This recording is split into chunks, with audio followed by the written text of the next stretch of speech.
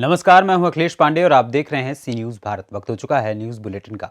इस बुलेटिन में हम जानेंगे कि कहां भूमाफियाओं ने दर्जन भर साथियों के साथ मिलकर किया हंगामा, कहां मंत्री के वर्चुअल संवाद को सुनने के लिए उमड़ी बीजेपी कार्यकर्ताओं की भीड़ और कहां की गई एक जरूरी बैठक संचालित। तो आइए इन खबरों पर विस्तार से करें चर्चा। बरेली में मकान पर कब्जे को लेकर अल्पसंख्यक ईसाई परिवार पर हमला कर भूमाफियाओं ने दर्जनों साथियों के साथ मिलकर हंगामा किया।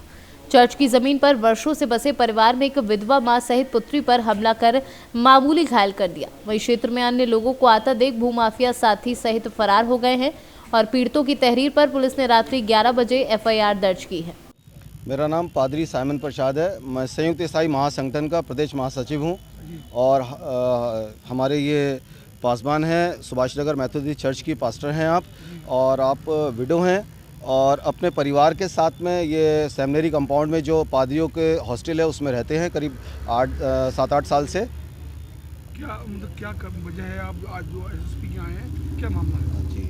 जी जो मैंने बताया जिस प्रकार से कि आप पास्टर हैं और आपके परिवार पर परसों शाम को लगभग 7 बजे 31 तारीख की शाम को 7 बजे सामर्थ मिश्रा, उनके पिताजी नीरज मिश्रा और उनके साथ अज्ञात करीब काफ़ी संख्या में लोग थे। इन्होंने आके इनको घर पे मारना और पीटना शुरू कर दिया, गंदी गंदी गालियाँ दी हैं, मारा है, जानलेवा हमला किया है और उसके बाद में सामान को तोड़ा फोड़ा और इनसे ये कहा कि ये जगह खाली कर दो, ये जगह हमने ले ली है और इनको धमकी दी है कि अगर तुम लोगों ने ये जगह खाली नहीं करी तो मैं तुम लोग को जान से मार दिया जाएगा और मैं सापा का नेता हूँ, हमारी सरकार आने वाली है और तुम लोग को तो नेस्तो नाबूद कर दूँगा मैं। दूसरा, ये जगह जो है ये मैथोडिस्ट चर्च की संस्था की जगह है, धार्मिक जगह है। इसको ना तो कोई बेच सकता है ना कोई ख़रीद सकता है। तो मैं ना केवल यहाँ पर जो इन्होंने ये दावा कर रहे हैं ख़रीदा है, मैं उनको खिलाफ़ भी बात करता हूँ कि जिन्होंने बेची है, जो चर्च के पदाधिकारी हैं, जिनमें मुख्य रूप से हनु बीराम साहब और चर्च के और जो पदाधिकारी जिनके विषय में मैं नहीं जानता हूँ, जो जाँच का विषय है कि इसमें और कौन कौन शामिल हैं, लेकिन उन सब के खिलाफ़ भी मैं चाहता हूं कि कार्रवाई हो।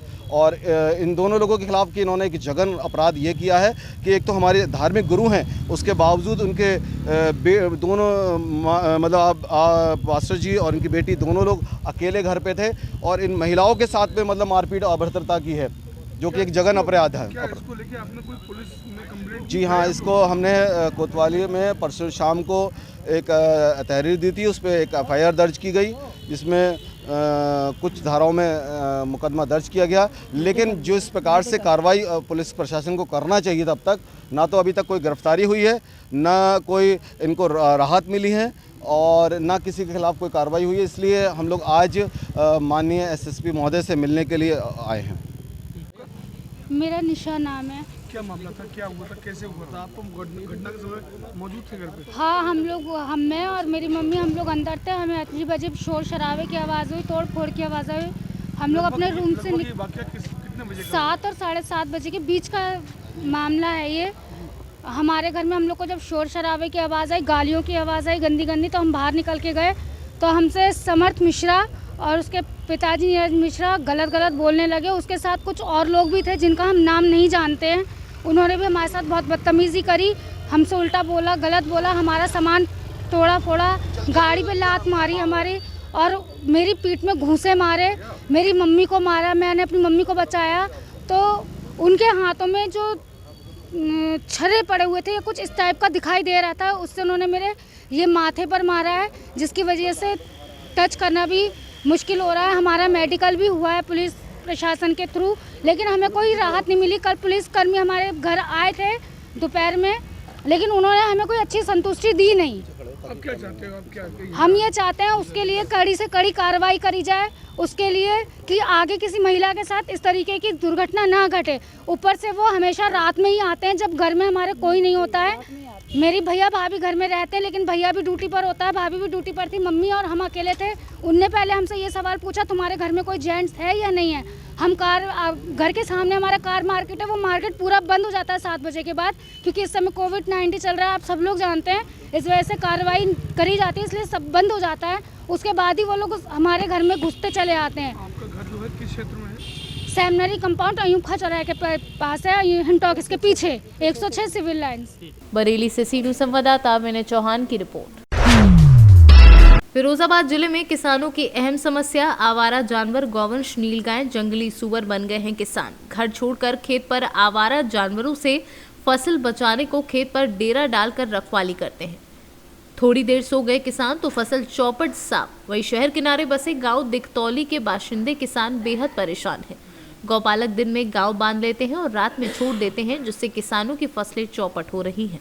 राजेंद्र सिंह जी, क्या समस्या है ये गांव की? जो बाजार से गैया आती हैं, 100-200 से गैया आती हैं और वे पूरे खेती को बर्बाद कर रही हैं। कितने उतार लगा दे उड़ जाती हैं और कब तक किसान रखावे में 24 घंटा रहती हैं जी। और पलऊ गैया और घर पे पहुंच जाती हैं और रात को आ जाती हैं सब।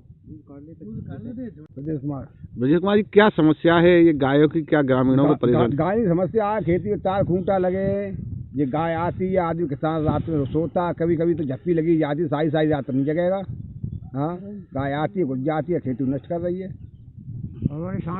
साढ़ गाय की परेशानी ज़्यादा, सबसे ज़्यादा। ओमकार सिंह, क्या समस्या है? समस्या क्या है, आए दिन गैया आवारा गैया आती हैं और 100-250 गैया आती है। मेरा तो आज शहर के किनारे की है और ये गांव की शहर के किनारे गैया हैं और ये इकट्ठी होती बाजार से आती है टेना 150 गैया 20-50 तो दिन में भी रहती है। और ये मेरा 4-5 बीघा गेहूँ था और ये 4-5 बीघा आलू है, सब नष्ट कर दिया, ख़त्म कर दिया सब, और बगल में तो बर्बाद हो गया। फिरोजाबाद से सीनू संवाददाता सन्नेश कुमार गुप्ता की रिपोर्ट। आज जिला फिरोजाबाद में प्रधानमंत्री नरेंद्र मोदी के वर्चुअल संवाद को सुनने के लिए बीजेपी कार्यकर्ताओं की भीड़ उमड़ी। ये कार्यक्रम फिरोजाबाद के टूंडला नगर के शिखर आश्रम स्थित चुनावी कार्यालय पर बड़ी स्क्रीन पर दिखाया जा रहा था। प्रधानमंत्री नरेंद्र मोदी का वर्चुअल संवाद, ये वर्चुअल संवाद को सुनने के लिए बीजेपी पार्टी के कार्यकर्ता एवं स्थानीय लोगों की बड़े पैमाने पर भीड़ देखने को मिली। जहां तक कि सोशल डिस्टेंसिंग की बात की जाए तो सोशल डिस्टेंसिंग को सभी लोग भूल गए। विधानसभा चुनाव 2022 को लेकर प्रधानमंत्री द्वारा ये संबोधन दिया जा रहा था। फिरोजाबाद से सीनू संवाददाता सन्नेश कुमार गुप्ता की रिपोर्ट। सीमावर्ती थाना जड़ोखर के परिसर में थानाध्यक्ष मनोज कुमार ने थाना क्षेत्र के पंचायत प्रतिनिधियों एवं अभिभावकों एवं पूजा में भाग लेने वाले छात्रों के साथ शांति समिति की बैठक की। बैठक में थानाध्यक्ष ने सभी पूजा समितियों को कोविड गाइडलाइन का पालन करते हुए पूजा करने के निर्देश दिए। उन्होंने डीजे एवं लाउड स्पीकर कर पूर्ण रूप से प्रतिबंध करने की बात कही।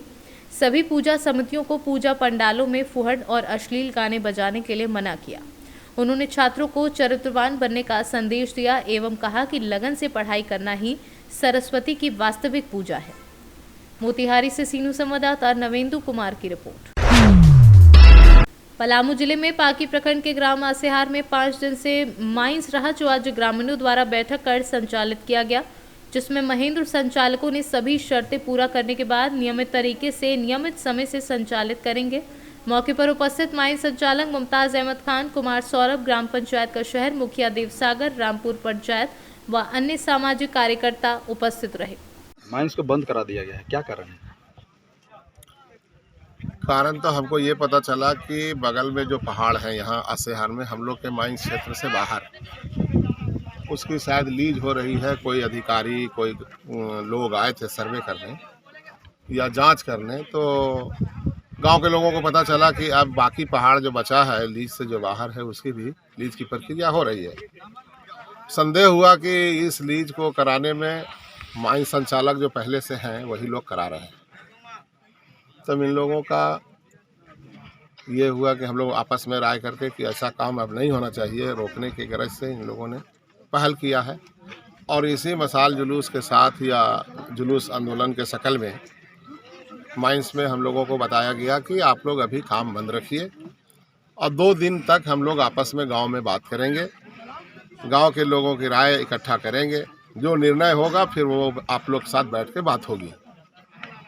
आज 2 दिन हो गया जब से बंद कराए हैं, माइंस बंद है। माइंस में किसी तरह की एक्टिविटी नहीं हो रही है, वो बंद है। इनकी भावना का कदर करते हुए गांव के लोगों के सम्मान में ये लोग जैसा चाहे कि नहीं अभी बंद कीजिए और हम लोग सब राय लेकर के तो करेंगे, तो हम लोग उनके साथ हैं। बंद है। ग्रामीणों का आरोप है कि माइंस जो संचालित किया जाता है वो नियम को ताक पर रख के किया जाता है, क्या कहेंगे इसमें?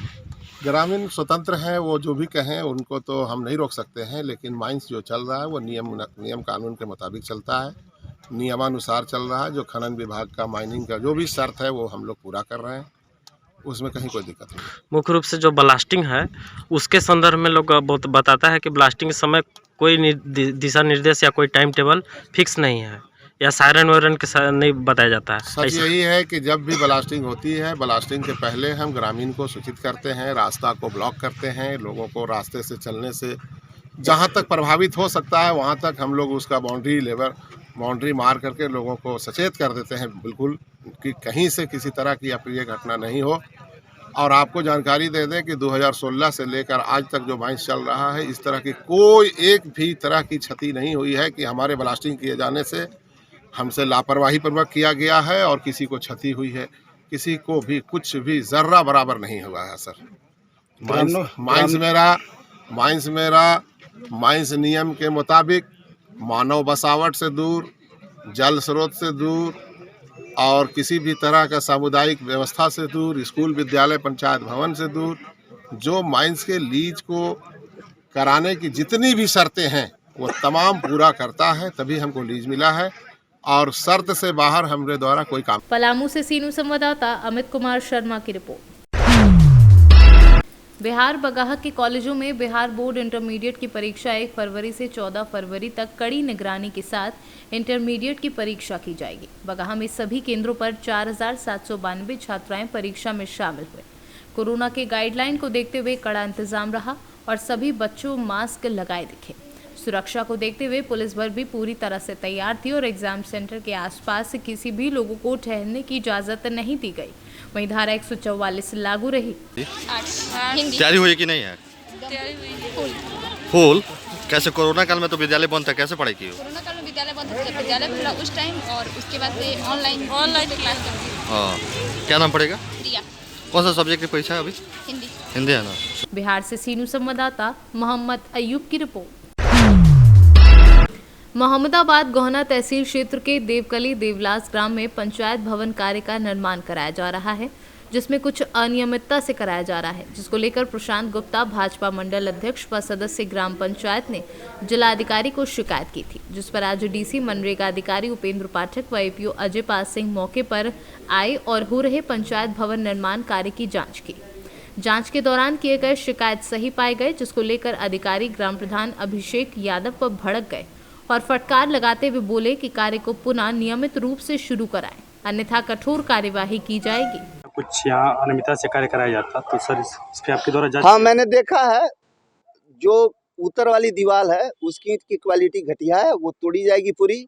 और ये ईंट की क्वालिटी अच्छी है जो पश्चिम वाली है, लेकिन इसकी चिनाई ठीक नहीं है, इसको भी तोड़ करके ये नए सिरे से बनेगा। मऊ से सीनू संवाददाता राजीव शर्मा की रिपोर्ट। शाहजहांपुर में मध्य प्रदेश कांग्रेस कमेटी के प्रदेश अध्यक्ष कमलनाथ के निर्देश पर पूरे प्रदेश में 1 फरवरी से शुरू हुए घर चलो घर घर चलो अभियान एवं कांग्रेस की सदस्यता अभियान शाहजहांपुर जिले के जाटपुरा दुर्गा मंदिर अकोदिया ब्लॉक से प्रारंभ किया गया, जिसमें कांग्रेस नेता रामवीर सिकरवार लोगों के घर घर पहुंचे और कांग्रेस की सदस्यता दिलाई। वहीं मीडिया से चर्चा करते हुए रामवीर सिकरवार ने बताया कि हम घर घर पहुंचकर भाजपा की गलत नीतियों से अवगत करवा रहे हैं। कांग्रेस कमेटी ने निर्णय लिया था कि हम घर घर जाकर अपनी बात कहें और लोगों की बात सुने, लोगों की समस्या सुने। आज ये घर घर जाने का आयोजन माननीय कमलनाथ जी ने कुछ बिंदुओं को लेकर किया है। पहला बिंदु तो जो 15 महीने में कांग्रेस ने जो किया वो हवाला हम लोगों तक पहुँचाने के लिए आज हमारा आयोजन है ये। और अकोदिया में आयोजन के लिए हमने 2 दिन पहले मीटिंग लेके तय कर दिया था कि 2 तारीख को हम घर घर जन जन के यहाँ जाएंगे। उसी क्रम में आज हम सब कांग्रेस के साथी लोगों के घर घर तक जाके और बात कर रहे हैं। हमारा मूल उद्देश्य ये है कि हम सदस्यता अभियान जारी रखें। हमारा घर घर जाने पर हमने आज सदस्यता अभियान शुरू किया है और सदस्य भी बनाए हैं और जन की समस्याएं भी सुनी है। बहुत छोटी छोटी समस्याएं किसी भी पक्षपात के कारण उन लोगों के काम नहीं हो रहे, उनके लिए हम चरणबद्ध आंदोलन भी करेंगे। आज सारे कांग्रेस के साथी पूरे प्रदेश में इसी तरह से घूम रहे हैं, कमलनाथ जी की योजना को लेकर लोगों की समस्याओं तक जाने का निर्णय हमने सबने लिया है। सर कब तक चलेगा ये जो सदस्यता अभियान है और कहाँ चल रहा है? हमेशा चलता रहता है। अभी 28 तारीख तक घर घर जाने का आयोजन ये 28 तारीख तक का है। 28 तक हम निरंतर ये कार्यक्रम कहीं आज कहीं कल कहीं परसों कहीं ऐसे करके करते रहेंगे। धन्यवाद। शाहजहाँपुर से सीनू संवाददाता किशोर नाथ की रिपोर्ट। फिलहाल इस खबर में इतना ही। देश दुनिया की तमाम खबरों के लिए देखते रहें सी न्यूज़ भारत। हर खबर आपके साथ, आपके हाथ।